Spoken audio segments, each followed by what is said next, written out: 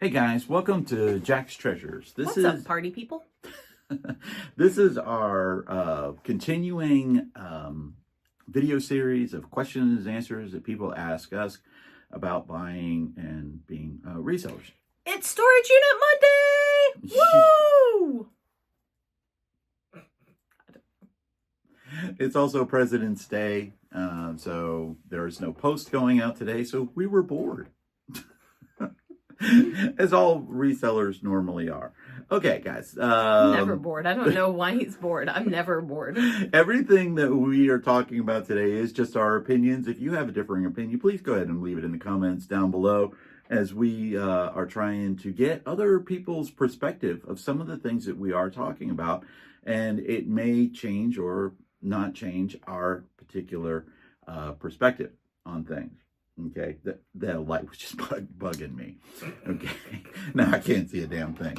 All right, today's storage unit tip. This is storage unit tip number 3. So we're doing pretty good on these. 3.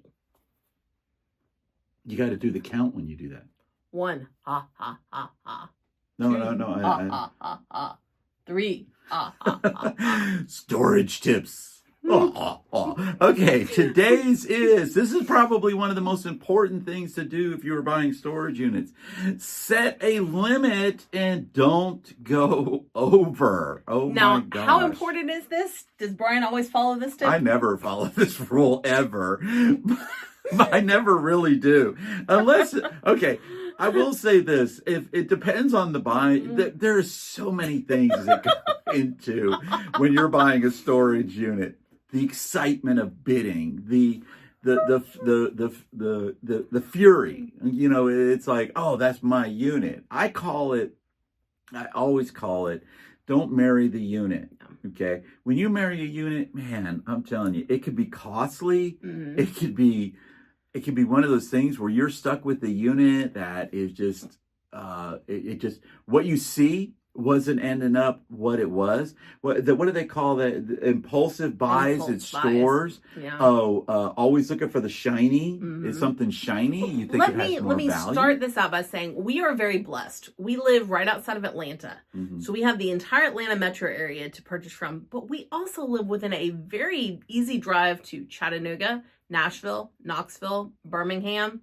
We've got other, Florida's a little bit more, but we've got these other big cities, the ones I was talking about, that are about 2 to 3 hours away. So if we find a great unit there, those are also in our zone. Nashville is 4.5 hours away.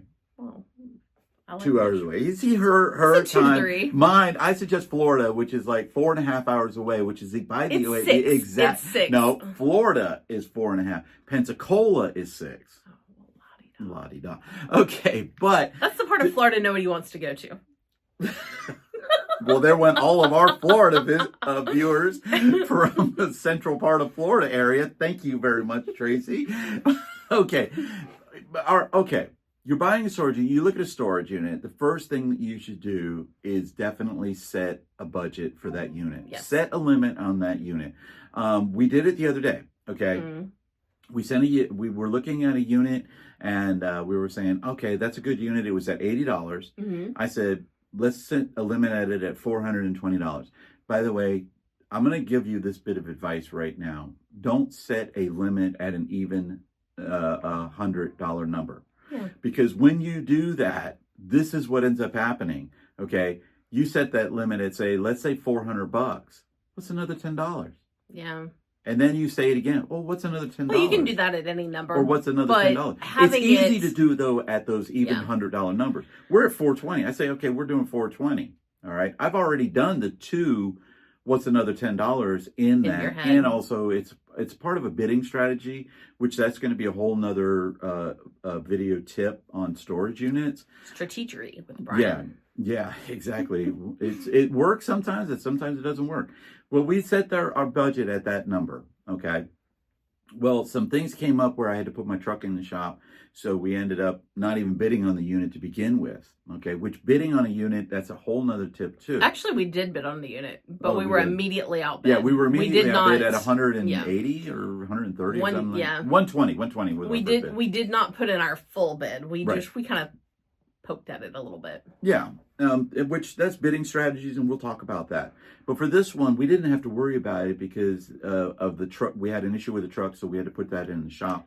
We decided it just wasn't a good day to buy a unit. But the unit went for $700 anyway, so it went well over our limit. But we had a limit on that unit. Now, what happens when you put a limit on a unit and you don't stick to that limit is that's when you say, oh, what's another $10 or what's another $10 or what's another $10 because I'm excited about the unit. Or I see something else in the unit and I try to justify bidding even more. Right. Don't do that. Okay. Yes, it can pay off. Yes, it can be really, really good, but you're not taking into account your buyer's cost versus my buyer's cost. Let's say that the unit is in my hometown. Let's say it's in Dallas, Georgia. Okay. My buying cost is a lot less because I don't have to rent a truck. Right. I probably don't even have to take the trailer. I can just do little loads in the back of the pickup truck. Right. My gas cost to get there, my meals to get there. If I'm buying one up in Nashville, I have all of those added costs to that storage unit.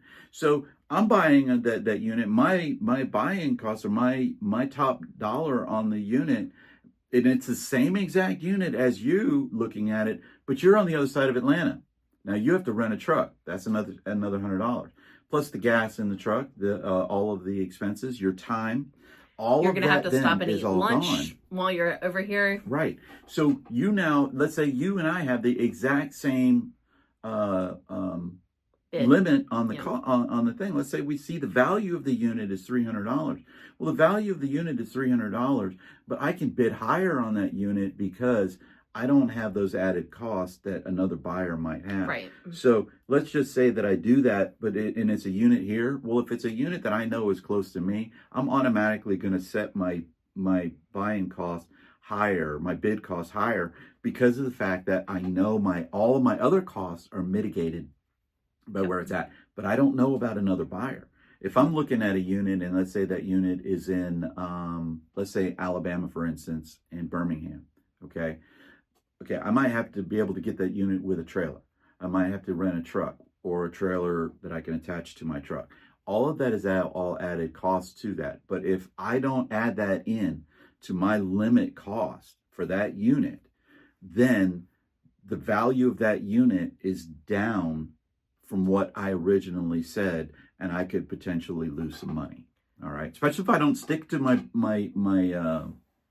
limit. Now, when you're setting your limit, it's really important to look at what you actually see in the unit that has value versus what you're hoping's in there.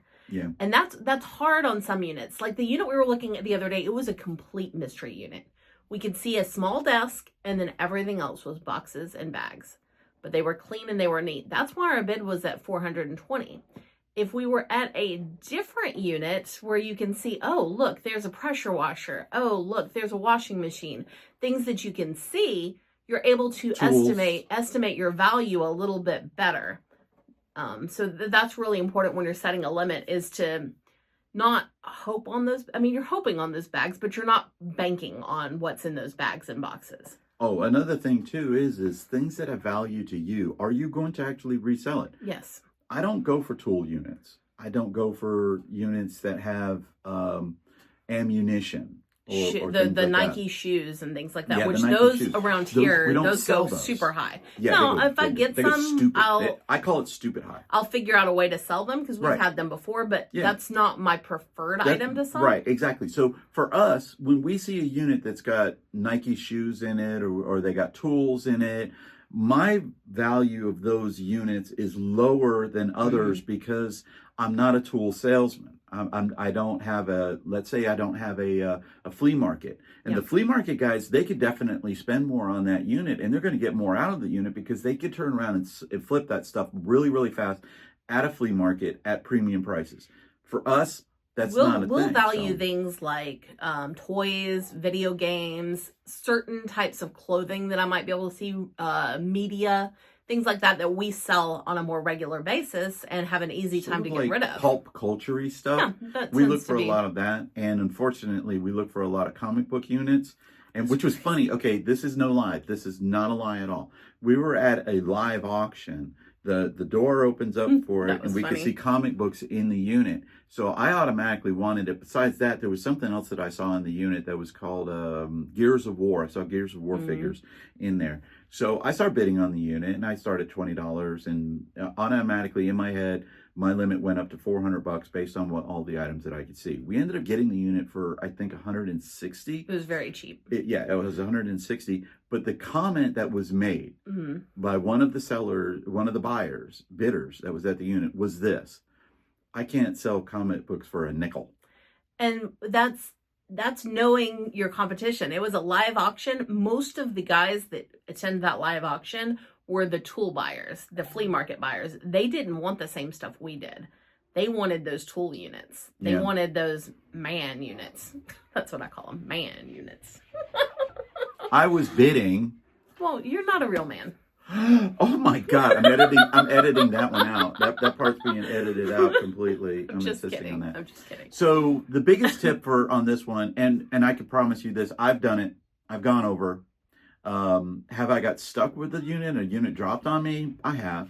Have I been burned by it? Not really, because I don't go stupid crazy. I don't get into that thing that you see on Storage Wars, where they said, "Oh, I was off that unit at $300, but I bid you up to $900." Yeah.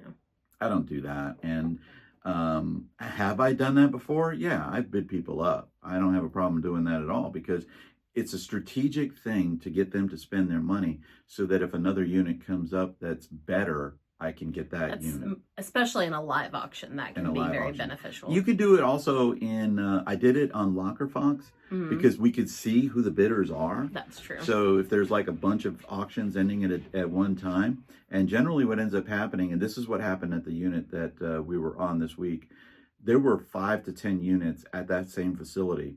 And they weren't all that good. Only one of them was good. So I was like, well, let's go ahead and try to snag that unit, and we'll grab these others as filler units or things like that.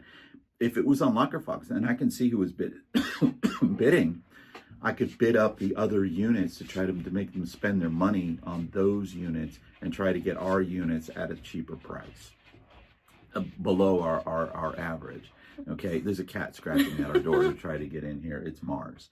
Okay, so biggest tip is to set a limit. Okay, whether that's how much money I have to spend, that's how much money I see value in the unit that I could turn around and flip and make some money on, the unit size, whatever it may be. Set a limit and stick to it. Yes. We even don't do that. I don't do that. I promise you I don't do that. I'm very, very bad about that. But I don't go stupid. There was a unit down in Florida. I will never forget this unit. Okay. It was a 10 by 10 that had next to nothing in it. I would say probably 10% full, 10% maybe? it filled in the unit. There was some Power Ranger, vintage Power Ranger things in the unit, and its big roll of carpet. It was in West Palm Beach, And there were Florida. a couple of tubs that we couldn't see inside. Yeah. So we comped out the things that we could see. And I said, okay, we could go probably $1,000, $2,000 on that unit. I bid it up to $3,000. The unit went for $8,000. There's no way on this earth, no way that person made any money. I don't care if they were they lived next to that unit. Unless those tubs had gold bricks in them. Yeah. And it's one of those things where somebody married that unit. Yep. You can always tell units that got married because there's something called a second chance. And what ends up happening is that two bidders are just bidding each other up, and they're trying to fight for that unit because they're in a frenzy of that excitement of bidding. Okay. And all of a sudden, the person who wins that unit realizes that, one, they don't have enough money on their credit card to pay for the unit, whatever it may be. And they decide to say, well, I don't want the unit. So they let the unit go. Then we get a notice in an email saying, oh, this is a second chance. You can pick up this unit for such and such price. What's funny is it does go down to the lower bidders, or at least it does on some of the sites. Yeah. So, okay, maybe I bid on a unit at $40. If two people got stupid and they're the only ones that pushed it up, I might get that unit that they bid up to $800 offered to me for $40. Yeah. It has happened. It has. Sometimes we've gotten ones on units we haven't even... Yeah. We never even looked at. I never even looked at them. It was just because we've done it before and we bought second chance. And so the facility gets in contact with us. Yeah. So We've got some good deals that So way. tell us what you think about setting limits and sticking to limits. It's a great thing, especially if you're a Whatnot buyer and you're selling and don't get caught in the frenzy. Yes. Yeah, the bidding thing on Whatnot is the same thing. Yeah. Oh, on our honeymoon. It happened on our gosh, honeymoon. yes. We went to an art auction on our honeymoon. We almost got divorced on our honeymoon. Well, that was due to something else. Well, okay, we're not going there. All right, so leave your comments down below. And as always, please, if you could, give to Stop Soldier Suicide. Tracy will post a link down to that one. Check us out on Whatnot. We have a lot of fun. Big thumbs up for Jack's Treasures. Hit And that pet a subscribe cat. button. And yes, pet a cat.